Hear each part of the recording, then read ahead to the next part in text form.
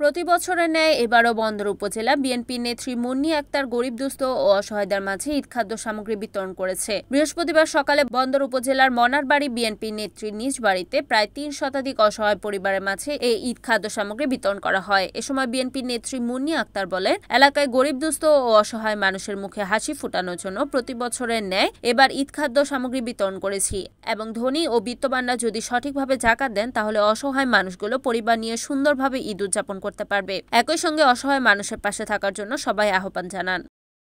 যে যাকাতটা আসলে সবারই দিতে হয়, যার অর্থ সম্পদ আছে, কিন্তু আমরা অনেকেই দেই না। চিন্তা করি যে জাকাতটা কি, আসলে জাকাতটা যে কি মুসলিমের জন্য, তার আমরা যদি একবার বিবেচনা করতাম তাহলে কিন্তু আর অনেক গরিব মানুষ তারা কিন্তু জাকাতের থেকে বঞ্চিত হইতো না।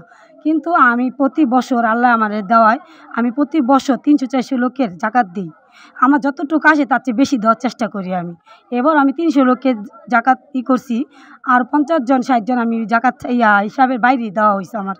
তো যাক, এইটার মধ্যে আছে ১ কেজি চিনি, ১ কেজি চাল, ১ কেজি তেলের গ্যাপ বোতল, তারপর মনে করেন ২ প্যাকেট সেমাই, ২ পদে, তারপর কাপড়, কেউ লুঙ্গি, কেউ 3 পিস, যার আর কি যেটা তারা সেটা বুঝিয়ে দিতেছি আর কি। তো যাক, আপনার ইয়াতে যে সবাই সব গরিবের যে মানুষ যে যারা এটা পাওনারা তারা যে পায়, তারা এটাই বলবো, আর কিছু বলার নাই। তো যাক, আমি এই কথা আতাউর মুকুল ভাই, তার প্রতি আমার শ্রদ্ধা ও ভালোবাসা, সালাম। রিপোর্ট মেহেদী হাসান প্রান্ত, NEN টিভি, নারায়ণগঞ্জ।